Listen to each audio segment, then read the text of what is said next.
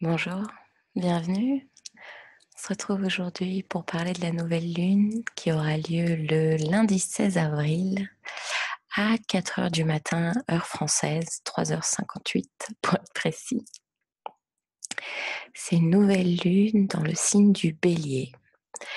Donc techniquement, c'est la première nouvelle lune de l'année astrologique. L'année astrologique, elle commence à l'équinoxe du printemps, quand le soleil entre dans le signe du Bélier, le 20 mars. Donc ça fait quelque temps maintenant. Mais la manière dont le ciel s'organise à l'heure actuelle, on a d'abord les pleines lunes dans un signe. Donc on a eu la pleine lune en Balance il y a 2 semaines. Et ensuite, on a la nouvelle lune. Donc techniquement, c'est la nouvelle lune qui marque le début de l'année astrologique. Et avec un peu de chance, la vraie et belle grande arrivée du printemps. Cette nouvelle lune donc est à 26°02' du Bélier. Étant le premier signe du zodiaque, le Bélier parle d'initiation. C'est nos instincts, nos élans créatifs. C'est aussi un signe qui parle de courage et d'inspiration. Le Bélier, c'est le signe du moi. Il nous demande de vraiment se concentrer sur nous-mêmes et sur nos aspirations personnelles, sur nos projets, sur nos envies, sur nos désirs. Le Bélier, il représente l'énergie du guerrier en fait. Et avec lui donc vient l'idée d'avoir le courage d'initier de nouvelles choses, même si on ne sait pas du tout ce que ça donnera au final. Donc comme vous pouvez le voir, la nouvelle lune est ici et elle est en conjonction avec Uranus. Uranus, il est en train de terminer son transit dans le signe du Bélier. Il entrera en Taureau au mois de mai. Et c'est une planète qui avance très lentement. Donc elle est dans le signe du Bélier depuis 2011. La planète Uranus, elle est liée à l'idée de rébellion, de révolution, de libération, de déconditionnement. Et donc si on combine Uranus et le Bélier, on arrive à l'idée de libération de tout ce qui nous encombre, nous, peut-être des croyances qu'on a sur nous qui nous empêchent d'avancer, qui nous empêchent d'initier des choses. Et donc, ça fait quelques années maintenant qu'on est dans ce processus et ça arrive à son terme. Et cette nouvelle lune, donc en conjonction avec Uranus, elle se présente comme un dernier rappel de tous les progrès qu'on a fait par rapport à nous-mêmes ces dernières années. Et elle nous propose de nous débarrasser de ce qui reste encore et qui nous entrave. Donc cette combinaison, elle montre qu'on est prêt à faire un pas de plus en avant, à passer à l'étape supérieure, à aller vers encore plus de liberté. Et donc évidemment, il y a cette idée de sortir de sa zone de confort et d'aller au-delà de nos limites, d'avoir le courage de laisser ce qui nous est familier derrière nous, sans peur. Cette nouvelle lune, elle peut aussi nous amener des choses qu'on n'attendait pas. Avec Uranus, il y a cette idée de quelque chose de soudain, d'inattendu, de déstabilisant parfois. C'est cette idée de « Ah ben je l'avais pas vu venir celle-là ». Donc forcément, il va falloir suivre le courant, s'adapter si les choses ne tournent pas exactement comme on l'avait espéré ou comme on l'avait imaginé ou comme on l'avait planifié. L'autre chose qui nous dit qu'il y a un vrai mouvement en avant qui accompagne cette nouvelle lune, c'est le fait que Mercure, ici, est direct à présent. Il est reparti dans le bon sens. Il était rétrograde depuis mars et pour cette nouvelle lune, il accompagne le changement et la nouveauté. Pendant cette période de rétrogradation, Mercure nous a demandé de vraiment nous concentrer sur nos désirs, nous débarrasser des idées parasites qui pouvaient nous encombrer et nous empêcher d'avoir de la clarté par rapport à nos objectifs. A priori, maintenant, on a l'opportunité d'y voir plus clair. Et puisque tout est lié, que c'est un cycle et que ça n'a pas beaucoup de sens d'isoler les choses l'une de l'autre, vous pouvez peut-être constater que Mercure est tout proche de Chiron ici. Et en cela, ça marque la fin du cycle lunaire précédent où la nouvelle lune de Mars était en connexion avec Chiron justement. Et il y a de fortes chances pour que maintenant, on ait une nouvelle perspective sur cette blessure que la nouvelle lune de Mars avait mis en avant. Donc il y a beaucoup d'énergie dans cette nouvelle lune. Il y a vraiment un feu intérieur qui a envie de s'exprimer.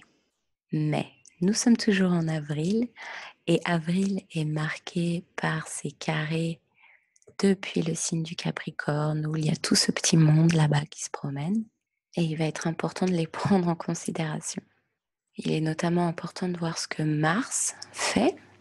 Mars est ici, puisque c'est la planète qui est liée au signe du Bélier. Et donc Mars transite le signe du Capricorne, et ça va nous parler d'une vraie discipline. C'est une énergie qui est très concentrée sur un objectif. Il y a l'idée de persistance, de persévérance et de productivité avec Mars en Capricorne. La conjonction entre Saturne et Mars qui a eu lieu au début du mois, c'était vraiment l'initiation d'un nouveau cycle où on était en train de créer quelque chose de nouveau qu'on espérait pouvoir voir se développer sur le long terme. Donc on est dans cette énergie-là avec Mars en Capricorne. Ce stellium de planètes en Capricorne, stellium ça veut simplement dire quand il y a plusieurs planètes au même endroit, toutes proches l'une de l'autre comme c'est le cas ici. Ce stellium de planètes donc en Capricorne, il parle aussi de notre rapport à l'autorité extérieure et intérieure. Donc il peut y avoir toutes sortes de choses qui sont en train d'apparaître à la surface liées à ce thème-là. Ça peut être des conflits au sein du monde du travail ou dans votre famille avec une figure d'autorité. Typiquement, traditionnellement, on va dire la figure du père, mais ça peut être bien plus large que ça. Mais au final, la vraie essence de ça pour nous en tant qu'individus, c'est où est-ce que j'en suis par rapport à l'idée de pouvoir personnel. Est-ce que j'utilise mon pouvoir de manière saine ou pas? Et vraiment, la question principale à se poser avec ce transit, c'est qu'est-ce que je veux construire? Qu'est-ce que je suis en train de construire? Et y a-t-il des choses qui doivent être transformées pour y parvenir? Et donc maintenant, si on en vient à ce carré, les transits d'un signe du Capricorne, ils sont vraiment là pour freiner l'énergie impulsive du Bélier. Le Bélier, il peut avoir tendance à être impatient et impulsif. Le signe du Capricorne, il veut qu'on planifie les choses et qu'on pense au long terme. Donc, il y a cette idée de construire une stratégie et de comprendre qu'on est au sein d'un processus là, qu'on ne va pas avoir les résultats tout de suite. Donc évidemment, puisque ces transits sont là depuis quelque temps, ça a pu créer un petit peu de frustration. Ça peut toujours en créer un petit peu, malgré le fait que là, avec cette nouvelle lune, on voit qu'il y a quand même un pas significatif en avant qui est en train de se dessiner. L'autre chose que ce carré il peut amener, c'est la peur et le découragement. Et si vous êtes dans cette situation, c'est là où les choses se retournent et où il va plutôt falloir se concentrer sur l'énergie du bélier et oser malgré la peur. Avec cette nouvelle lune, il y a vraiment quelque chose de nouveau qui veut éclore, qui veut émerger. C'est plus fort que nous presque, ça déborde, ça explose. Et donc on ne veut pas laisser la peur de l'inconnu nous empêcher de suivre cet élan. Et c'est là où l'idée de planification peut-être peut aider et rassurer et encourager et donner l'impression qu'on a quand même un petit peu le contrôle sur les événements. L'autre chose qui est intéressante avec cette nouvelle lune, c'est que Saturne, 2 jours après, sera rétrograde. Donc là, il est à l'arrêt pendant la nouvelle lune. Quand une planète est rétrograde, quelle que soit la planète et quel que soit le signe, ça sera toujours une invitation à nous tourner vers l'intérieur.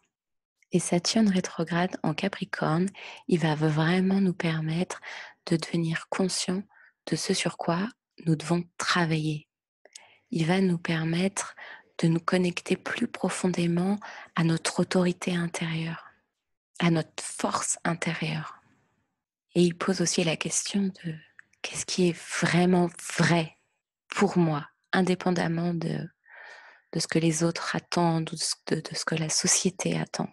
Et globalement, ces transits en Capricorne, ils nous parlent de maturité, de responsabilité, d'intégrité.